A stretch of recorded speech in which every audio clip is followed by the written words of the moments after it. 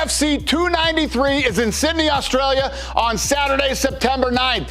The main event, Israel Adesanya defends his middleweight title against fifth-ranked Sean Strickland. The fans in Australia were killing us about finding out when they were getting a main event. You announced it today. I guess relieved, or what's the feeling to finally have a main event for the fans down there? Well, it's the main event we've had for a while here. We knew it was just a matter of when we were going to announce it. Yeah, good. Nice. Happy, yeah.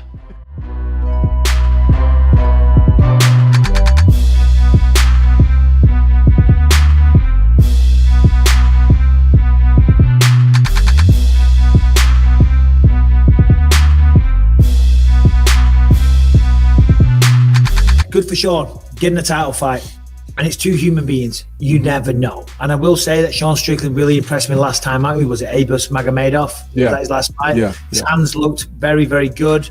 A lot of the time he kind of jabs and keeps range. Opens up now and again if he finds the opportunity. But, you know, he's had some fights where it's just a lot of jabs. That fight, he went out there and smoked him after having a tough opening round. So I was very impressed with him.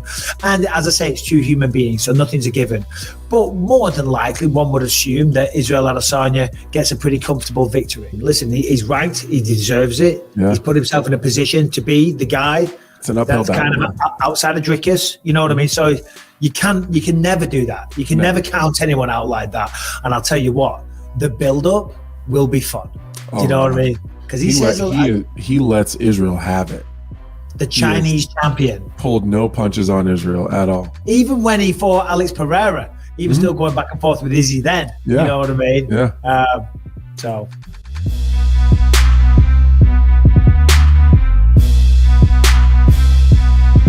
I'm a bad man. A bad man. A bad man. The baddest. I'm the baddest man that's ever stepped foot in that octagon. Real bad. Think the absolute baddest you can think. And then think of me looking down on it. That bad.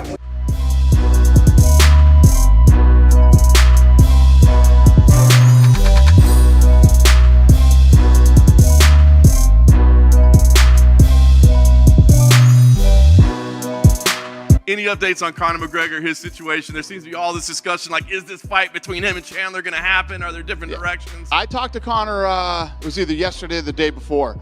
And, yeah, he's ready to fight. You know, I said, listen, get in shape and let's figure this out. It's still definitely Chaandler? Yeah, he's fighting shit. Conor likes to with everybody, you know what I mean? Especially his opponent or possible opponents. UFC Vegas 78 goes down this Saturday, headlined by an exciting fight between top welterweights Vicente Luque and Rafael Dos Anjos, while in the co-main event, Cub Swanson fights Hakeem Dawodu, and you can watch it go down live on ESPN+. So don't wait! Click the link in the description and sign up for ESPN Plus today.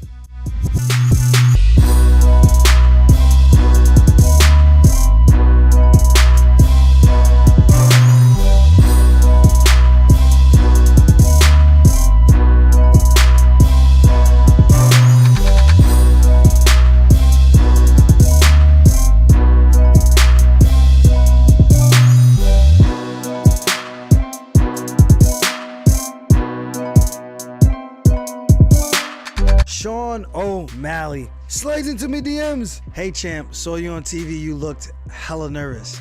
Yo,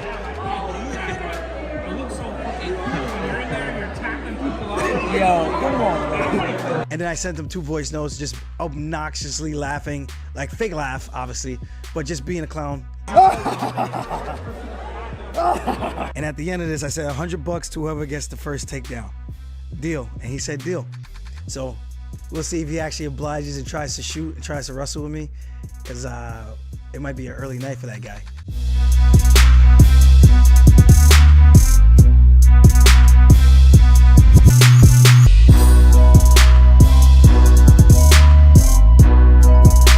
What do you make of this Corey Sandhagen-Umar fight?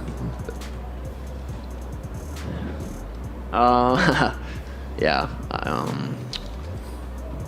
Doesn't make sense in my eyes. You know, I think we're just look at fighting, look at business differently, and you know, I think it's a very poor decision. Go out there and win. It's not. You know, Umar's good. Beating Umar's big, but he's, you know, Cheeto. He just worked Cheeto, and Cheeto was about to fight Henry, who just fought for the title.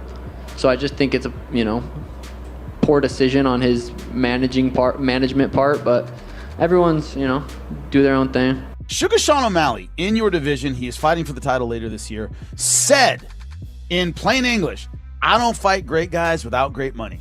If you want me to fight great guys, gotta pay me great money.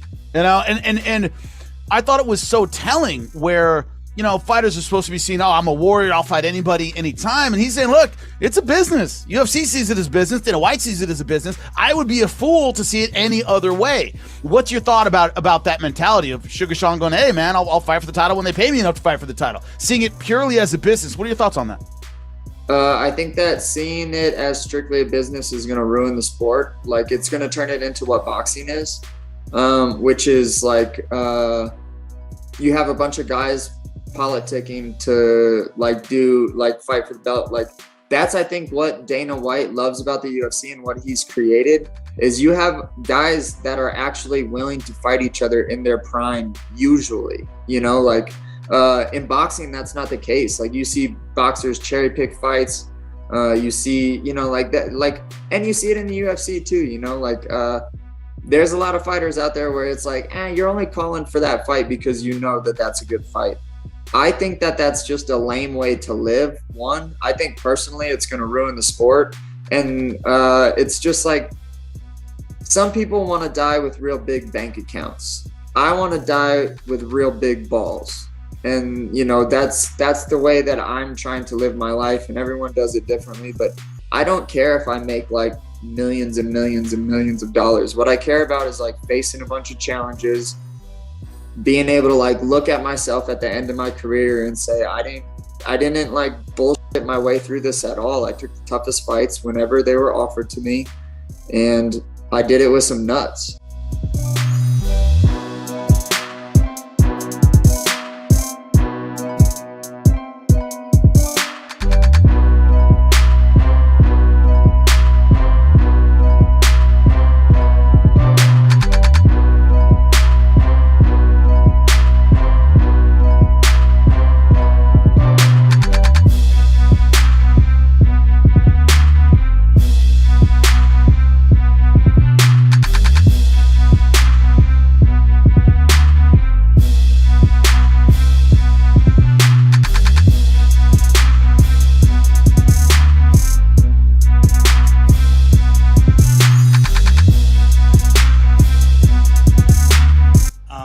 Wonderboy said that he wasn't paid for showing up. Is that something new in the contracts where like you don't have to make weight and get your show money? Or he also said that he didn't talk to you yet. So right. So how that works is guys don't just get paid to not fight. It's not how that works.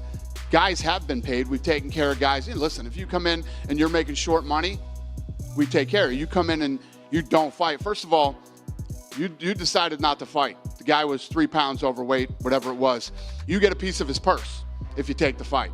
But if you decide you don't want to take the fight, we also offered him another fight. You know, there's a much bigger story behind the scenes.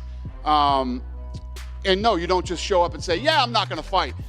I want $250,000. It's not the way it works. It hasn't worked that way for anybody. So what we do is we try to get you another fight. We try to turn you around quickly. If you don't turn around quickly, then we try to figure out, well, what did it cost for your camp? We'll reimburse you. You know, there's a lot of different ways that this gets worked out. You don't just go, yeah, this guy's 3 pounds over, I'm not going to fight, and no, I won't take another fight 2 weeks later and pay me my show money. Not how it works. You don't fight, you don't get paid necessarily in the contract, but we always make sure that we take care of everybody, and, you know, we're working it out with Wonderboy right now. It's all being worked out behind the scenes, and this should all be worked out by Saturday. Gotcha. I'm going to be training Francis Ngannou to fight Tyson Fury. Come on, I know you must have heard that. I didn't hear that yet, no. The new heavyweight champ in the world right here, Francis Ngannou.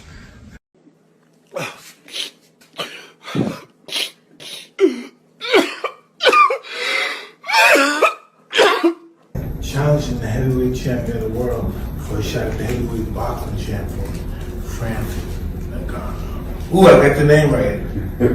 You get it right this time. You tear my name down so many times. Thank God.